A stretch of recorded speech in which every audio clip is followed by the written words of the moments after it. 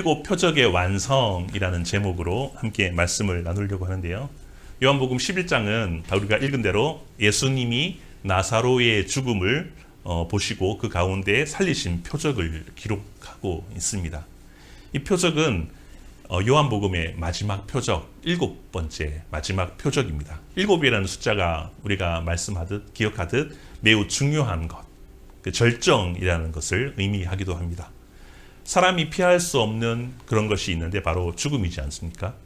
죽음이라는 문제를 단 한 번에 해결하시는 분으로, 즉 이 하나님 신만이 하실 수 있는 그 표적을 예수님이 하심으로 말미암아 예수님이 하나님이셨다라는 것을 보이시고 마지막 일곱 번 표적을 마침점을 찍고 있습니다.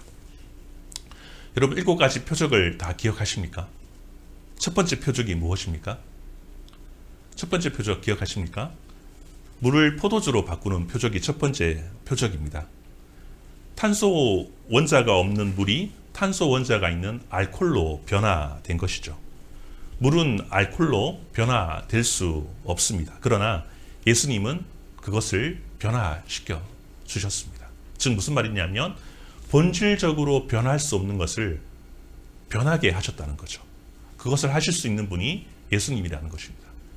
죄의 자녀로 우리가 죽을 수밖에 없는 인생이지만 우리를 본질적으로 죄의 자녀에서 의의 자녀로 우리를 바꾸어 주셨다라는 것을 말해주고 있습니다.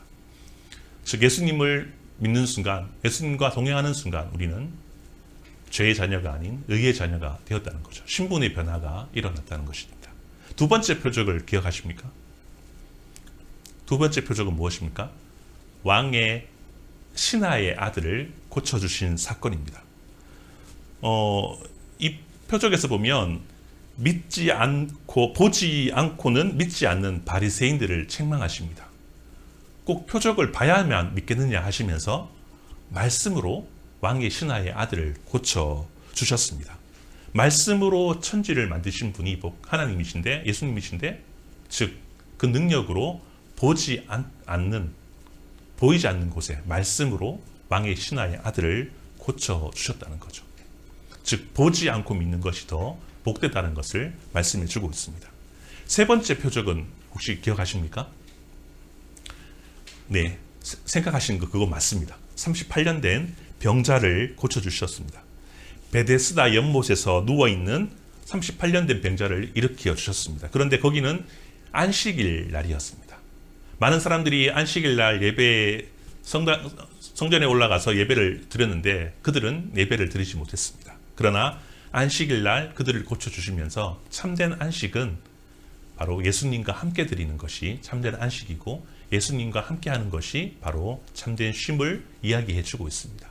우리는 강으로 들로 산으로 여느 때마다 놀러 가지만 잠깐의 쉼은 누릴 수 있지만 완전한 안식을 누릴 수 없다는 거죠.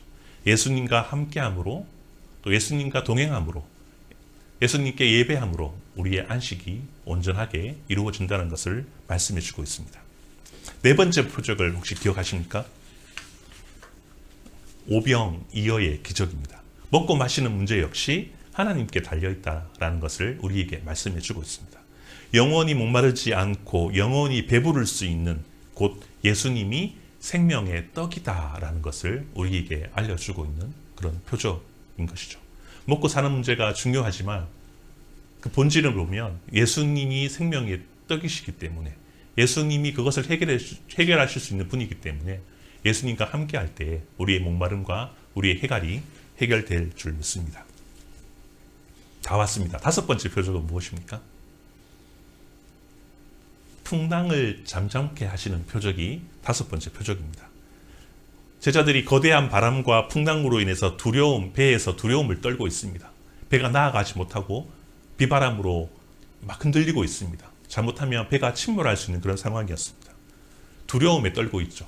그런데 예수님이 오셔서 물리를 걸으시면서 풍랑을 잠잠케 하셨습니다. 예수님이 없는 것이 바로 두려움과 그런 공포를 느낀다는 거죠. 우리가 공포를 느끼는 것은 물질 때문에 그런 것이 아니고 여러 가지 관계 때문에 그런 것이 아니라는 것입니다. 예수님과 하지 않기 때문에, 예수님과 동행하지 않기 때문에 우리가 공포를 누리고 두려움을 누리고 그리고 어려움을 보게 된다는 것입니다. 즉 자연을 컨트롤하시고 그리고 우리의 두렵고 떨림을 막아주시는 분, 해결해 주실 수 있는 분이 바로 예수님이다라는 것을 이야기해 주고 있습니다. 여러분은 살아가면서 어떤 것에 공포를 느끼고 두려움을 느끼고 있습니까? 예수님이 없다는 그것이 바로 우리의 공포가 될 줄 믿습니다. 6번째 기억하십니까?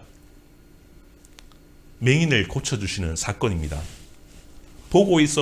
예수님을 보고 있어도 예수님을 알아차리지 못하고 깨닫지 못하는 그런 사람들이 바로 참된 맹인이다, 진짜 맹인이다라고 하시고 보지 못하는 맹인을 눈을 뜨게 하시고 그리고 영적인 눈을 뜨게 하셔서 예수님을 인정하고 믿게 하신 그 사건이지 않습니까? 다시 말해서 예수님을 눈을 뜨고 있어도 예수님을 알지 못한다면 그가 참된 맹인이고 그가 불쌍한 사람이라는 것입니다. 이처럼 예수님을 구주로 믿고 함께하고 성도들에게 주시는 예수님의 놀라운 은혜를 그런 축복이 우리에게 주어졌습니다. 그러니 우리는 날마다 변화를 받고 안식을 누리고 행복을 누리고 참된 진리 가운데 영적 목마름과 배고픔을 해결하고 참된 그런 영안을 뜨게 되고 그리고 두려움이 사라지는 은혜가 우리에게 매일 생수처럼 임하게 될 줄 믿습니다. 그러한 은혜를 날마다 누리는 저와 여러분 되기를 소망합니다. 드디어 7번째 표적입니다. 이 표적은 예수님이 7이라는 숫자와 맞물려 있는데요. 핵심 중에 핵심이 바로 7번째 표적인 것입니다. 그 표적이 무엇인지 우리가 살펴보려고 하는데요. 오늘 본문에 보니까 마르다와 마리아가 근심에 빠져 있습니다. 뭐 때문에 근심이 빠져 있습니까? 하나뿐인 오라비가 이 나사로가 병에 걸려 있습니다. 어떤 병인지 얼마나 아픈지 얼마나 오랫동안 앓고 있는지는 성경에서 말하지는 않습니다. 그러나 성경을 읽다 보면 곧 이 나사로가 죽게 되는 것을 발견하게 됩니다. 예수님은 지금 어디에 있습니까? 요단강 건너편에 베다니라는 곳에서 세례를 주고 있습니다. 지금 마리아와 마르다가 사는 곳은 어디입니까? 역시 베다니라는 지역에 있습니다. 이름은 같지만 장소는 다른 곳입니다. 마르다가 살고 있는 이 베다니는 예루살렘에서 3km 동남쪽에 떨어진 그런 지역이라고 합니다. 오라비가 병들어 있음을 보고 이제 마리아가 예수님께 사람을 보냅니다. 3절 말씀을 같이 한번 읽어보도록 하겠습니다. 3절입니다. 시작. 이에 그 누이들이 예수께 사람을 보내어 이르되 주여 보시옵소서 사랑하시는 자가 병들었나이다 하니. 마리아와 마르다가 예수님이 베다니에 요단강 건너편에 있는 걸 아시고 사람을 보냈습니다. 왕의 신하처럼 우리 집에 와 주십시오라고 부탁을 하지 않았습니다. 유대에 있던 마리아와 마르다는 유대 밖에 있던 예수님을 오시라고 해서 위험에 빠질 수 있는 것을 볼 수가 없었습니다. 많은 사람들이 예수님을 잡으려고 했는데 예수님이 자기가 머물고 있는 곳에 오시라고 하면 당장이라도 사람들이 와서 예수님을 잡아갈 수 있기 때문에 건너오십시오라고 하지 못했다는 것이죠. 아마 말씀으로 우리 오라비를 고쳐주시면 좋겠습니다라는 그런 의도가 담겨 있었던 것입니다. 그러나 예수님은 어떻게 말씀을 하십니까? 알쏭달쏭한 말씀을 하시는데요. 4절 말씀을 같이 한번 읽어보도록 하겠습니다. 시작. 예수께서 들으시고 이르시되 이 병은 죽을 병이 아니라 하나님이 영광을 위함이요 하나님의 아들이 이로 말미암아 영광을 받게 하려 함이라 하시더라. 아니 예수님 고쳐달라고 보냈는데 지금 말씀하신 거 보면 하나님의 영광, 그의 아들의 영광을 위해서 일이 있게 된 거다라고 이야기를 합니다. 하나님의 영광을 나타내기 위함이라고 말하고 있는데요. 사람이 죽는데 이 무슨 하나님의 영광이 되겠습니까? 라고 우리가 생각할 수 있습니다.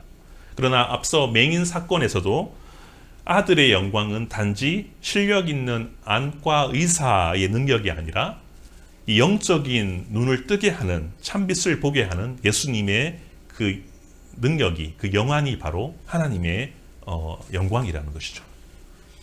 오늘 나사로를 통해서 이 인간이 죄로 말미암아 영원한 죽음에 빠지게 되었지만 죄 많고 아무것도 아닌 그저 한낱 인간에 불과하고 죽을 수밖에 없는 그런 영혼이지만 예수님을 통하여서 예수님을 만나고 영원히 죽지 않고 생명을 이어갈 수 있는 그런 능력을 보여주시기 위한 하나님의 영광이 거기에 있다는 것입니다.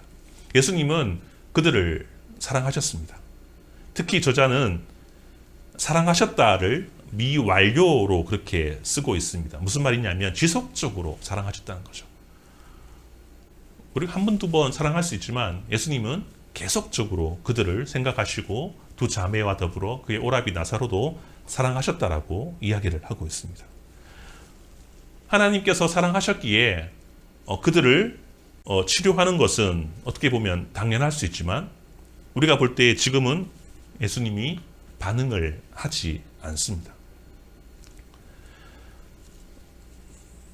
사랑하시기에 주님이 우리를 원하시는 것을 우리가 원하는 방식으로 우리가 원하는 때에 들어주시지는 않는다는 것이죠.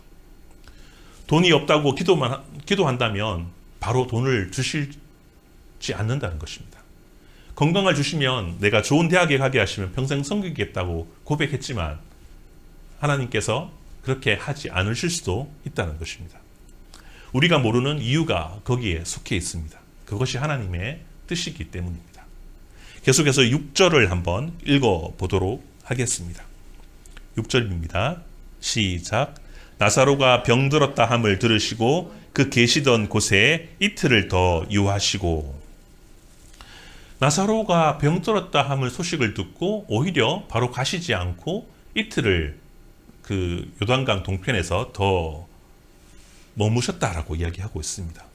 나사로가 병들었단 말 앞에 원래는 원어에 보면 그러므로라는 단어가 표현되어 있습니다.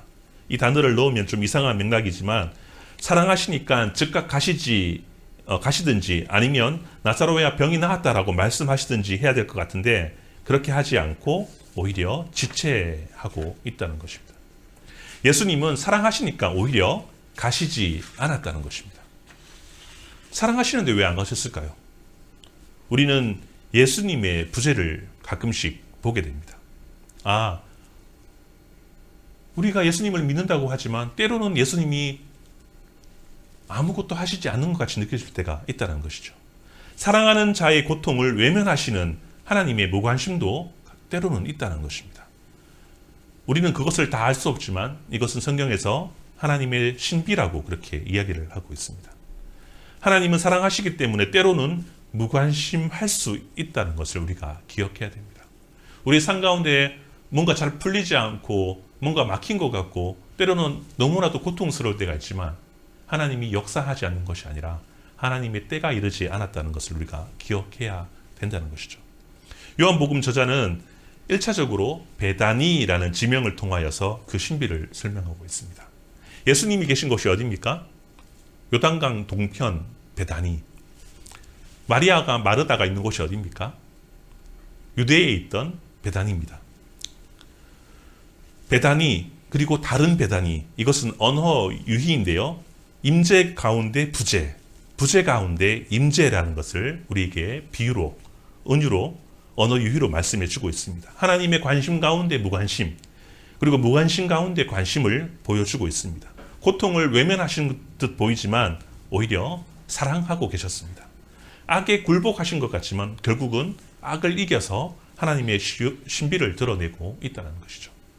예수님은 마리아와 마르다의 뜻대로 움직이지 않고, 여러분 앞에 가나 혼인잔치에서도 물로 포도주를 만들려고 하셨음에도 어머니의 요구를 거절하셨습니다. 반대로 행하신 거죠. 초막절에 예루살렘으로 올라가셔서 이름을 날려보자고 하시던 예수님의 형제들을 거절하시면서 예수님은 오히려 조용히 예루살렘에 올라가셨습니다. 앞뒤가 맞는 것 같지 않지만 하나님의 그런 신비가 거기에 있다는 거죠. 왕으로 오셨음에도 불구하고 예수님은 정작 왕으로 삼으려 했던 유대인들을 거부하셨던 것을 우리가 말씀을 통해서 기억합니다. 무슨 말입니까? 예수님은 사람의 뜻에 따라, 땅의 뜻을 따라, 육체의 뜻을 따라 움직이지 아니하셨다는 것입니다. 오직 하나님의 시간, 하나님의 그 카이로스, 그 시간, 하나님의 영원한 시간에 따라서 움직였다는 것입니다. 예수님은 다른 베다니에서 이틀간 지체하신 이유는 바로 이것입니다. 정체가 아니고 오히려 이것은 지체하신 겁니다. 그리스도인의 우리가 그 기다림, 기도 가운데의 기다림, 이것은 정체가 아닌 지체의 시간임을 우리가 꼭 기억해야 될 것입니다. 하나님의 시간에 그 시간을 향해 나아가는 순종의 행위라는 것이죠. 하나님 때에 이루어지지만 우리가 지금 머물러 있다고 느껴지지만 그건 역시 우리가 정체가 아닌 지체의 시간으로, 그렇게 하나님의 기다림의 시간으로 우리가 봐야 될 것입니다. 우리의 때와 방법으로 시간으로 하나님의 사역을 하시는 것이 아니라 하늘의 때와 방법, 하늘의 뜻이 이 땅에 이루어지는 것을 기대하며 하나님의 이루어 가심을 믿음으로 보고 나아갈 때에 놀라운 하나님의 표적과 기적을 보게 될 것입니다. 예수님의 몸은 또 다른 베다니로 가지 않았지만 마음은 그곳에 있었습니다. 오늘 읽지 않았지만 41절과 42절 말씀을 같이 한번 읽어보도록 하겠습니다. 요한복음 11장 41절 42절입니다. 시작. 돌을 옮겨 놓으니 예수께서 눈을 들어 우러러 보시고 이르시되 아버지여 내 말을 들으신 것을 감사하나이다. 항상 내 말을 들으시는 줄을 내가 알았나이다. 그러나 이 말씀을 하옵는 것은 둘러선 무리를 위함이 곧 아버지께서 나를 보내신 것을 그들로 믿게 하려 함이니이다. 무슨 말입니까? 아버지께서 내 말을 들으신 것을 감사하다는 것을 두 번 이야기하면서 예수님은 하나님의 때를 기다리고 하나님 때에 움직여졌고 하나님은 그것을 응답하셨다는 것입니다. 이 기도는 요단강 건너편의 베다니에서 이틀간 머무실 때 예수님을 기도를 통해서 마르다와 마리아의 아픔을 함께 공유하고 함께 탄식 그리고 사랑하셨다는 것을 우리가 볼 수 있다는 거죠. 멀리 떨어져 있지만 예수님이 무관심한 척 보였지만 예수님의 마음 가운데 마르다와 마리아와 그의 오라비 나사로를 사랑하시고 기억하시고 함께 그 마음을 나눴다는 것을 증거하고 있습니다.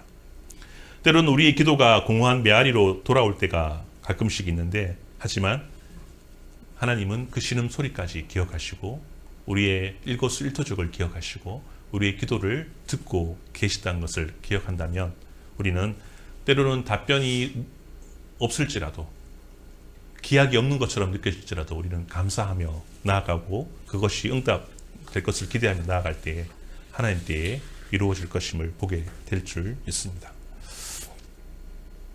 하나님의 사랑에 대하여 우리가 확신을 가진다면 하나님의 침묵과 지체도 하나님의 사랑의 대답으로 우리가 간주하고 들어야 될 것입니다.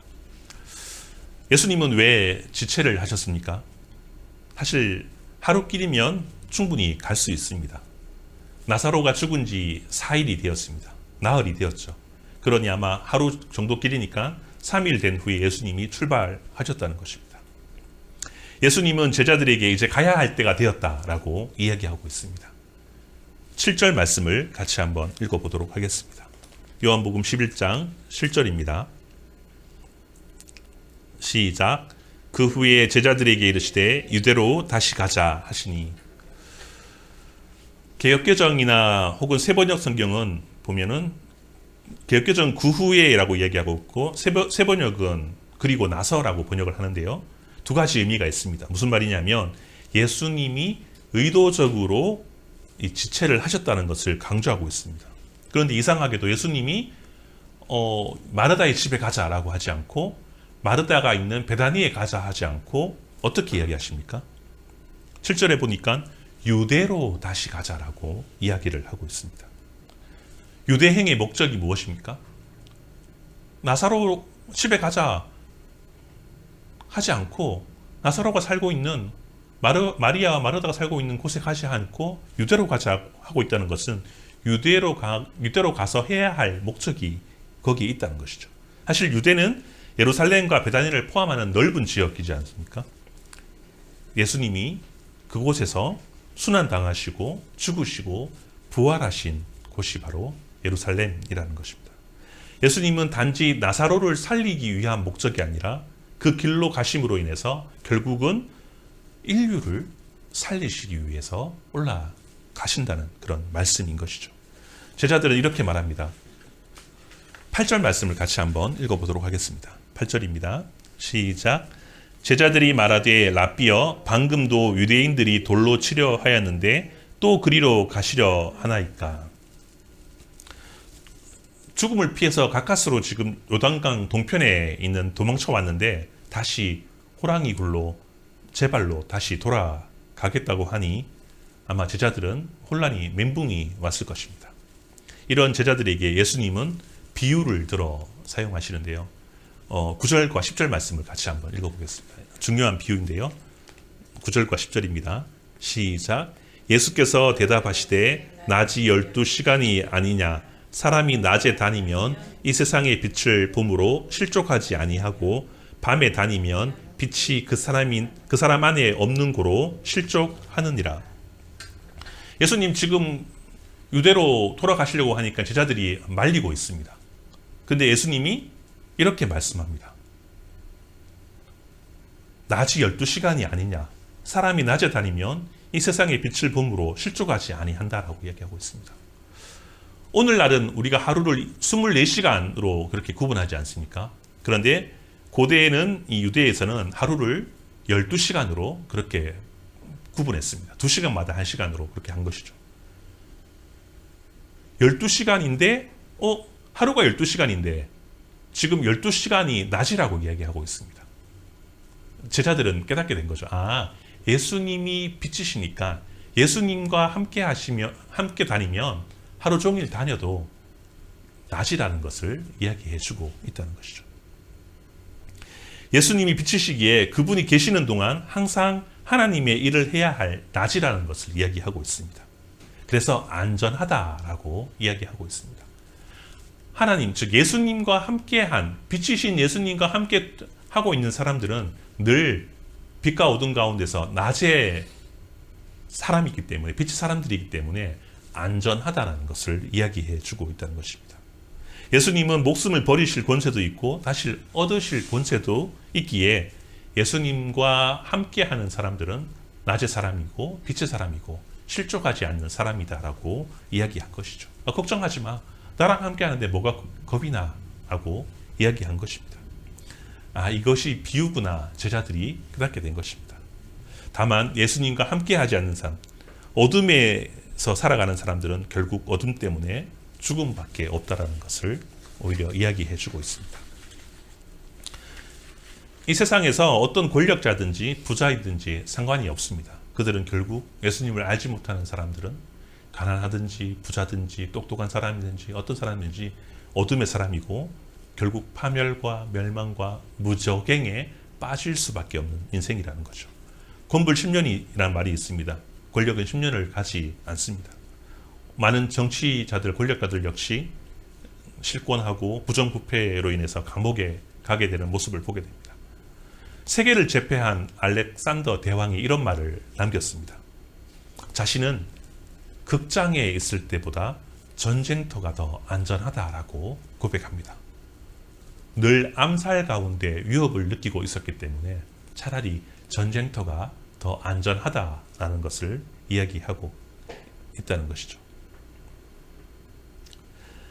제자들에게 예수님은 빛이신 자기와 함께 하는 동안은 제자들이 안전할 거다라고 이야기하고 있습니다. 예수님과 함께 하는 인생은 곧 안전한 길이고 생명의 길이고 하나님의 역사가 일어나는 그런 길임을 우리가 명심해야 될 줄 믿습니다. 이제 나사로의 죽음에 관해서 살펴보려고 하는데요. 인간에게 죽음은 아무 소망이 없는 절망의 상태이지 않습니까? 그러나 하나님은 그 죽음에 대해서 이렇게 말하고 있습니다. 잠들었다라고 얘기한 거죠. 그 죽음은 잠시 잠들어 있는 모습이라고 이야기하고 있습니다. 인류의 큰 대적도 사망도 우리를 향한 하나님의 사랑을 깨뜨릴 수 없다라는 거죠. 예수님은 나사로를 사랑하는 친구라고 그렇게 이야기를 하고 있습니다. 친구는 헬라어로 필로스인데요. 3절에 헬라어 필레오라고 이야기하면서 우리가 사랑하는 이 친구 나사로라고 이야기하고 있습니다. 예수님이 사랑하시는 사람이니 오셔서 고쳐달라는 마리아와 마르다의 요구에 하나님의 방식대로, 나의 사랑하는 방식대로 나사로를 살려주셨다는 것입니다. 그것은 바로 인간의 방법이 아닌 하나님의 방법, 즉 역설적으로 십자가에서 예수님이 돌아가심으로 인해서 모든 인류가 그 믿음 가운데 살아나는 그런 놀라운 하나님의 7가지 표적 가운데 마침 죽음에 대한 이야기를 마침점으로 그렇게 표적으로 이야기하고 있습니다. 요한복음 15장 13절에는 이렇게 말합니다. 사람이 친구를 위하여 자기 목숨을 버리면 이보다 더 큰 사랑이 없나니 라고 이야기하고 있습니다. 죄로 인해서 죽을 수밖에 없는 나사로, 죄로 인해 죽을 수밖에 없는 불쌍한 우리의 인생을 예수님이 대신해서 죽으시고 친구인 나사로를 살려주셨고 친구인 우리를 살려주셨습니다. 우리는 그로 말미암아 영원한 생명을 누리고 영원한 하나님 나라의 안식을 누리고 떳떳하게 이 세상 가운데 새롭게 태어난 자로 하나님의 영광을 위해서 우리가 살아갈 수 있게 되었다는 것이죠. 우리 삶 가운데 내가 생각할 때 이때는 하나님이 도와주셔야 되는 때라고 생각하지만 하나님께서 이렇게 말합니다. 아니야. 그러나 나는 아직 너를 사랑하고 있어. 나를 믿어. 나를 끝까지 믿고 따라와. 우리가 그걸 기억한다면 예수님을 포기하지 않고 끝까지 신뢰하고 나아감으로 인해서 우리가 더 성령님을 의지하고 더 예수님을 기대한다면 죽음을 이기시는 그 놀라운 그 기적과 하나님의 놀라운 생명의 역사가 우리 가운데 넘쳐나게 될 줄 믿습니다. 그리고 좌절하지 않고 포기하지 않고 땅의 것을 구하지 않고 우리가 살아가는 목적이 우리 가운데, 살아가는 방향이, 살아가는 이유가 우리에게 분명하게 새겨지고 또 증거되어지고 우리가 그 길을 한 걸음 뗄 수 있는 은혜가 넘쳐나게 될 줄 믿습니다. 예수님의 때를 기억하고 예수님의 생명을 기억하고 죽음도 불사하며 나아갈 때에 우리에게 하나님 나라가 주어지고 임하게 되고 땅끝까지 복음을 선포함으로 많은 영혼들이 예수님을 주로 시인하고 주께로 돌아오는 역사가 또 일어나게 될 줄 믿습니다. 우리가 그 역할, 다리 놓는 그런 사람으로 복음의 통로로 쓰여지기를 기대하며 우리 같이 한번 기도하겠습니다. 기도할 때에 우리 이렇게 기도하면 좋겠습니다.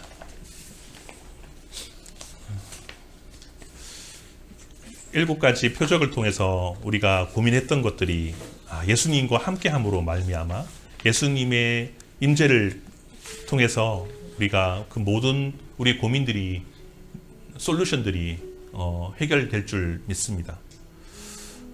우리의 믿음 없는 모습을 용서하여 주시고 우리를 위해 십자가에 대신 죽으시는 하나님의 그 크신 사랑, 나사로를 나의 친구, 나의 사랑하는 친구라고 고백하시면서 그를 살리시고 친히 예수님이 십자가에 지셨던, 죽음을 대신하셨던 그 은혜를 우리가 기억하면서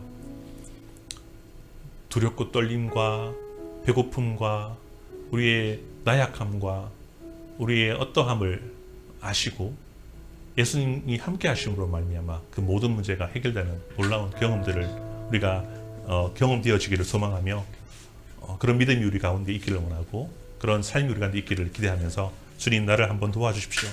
나를 더욱더 믿음 있는 사람으로 세워주십시오라고 우리 주님 한번 고백하고 같이 한번 기도하겠습니다.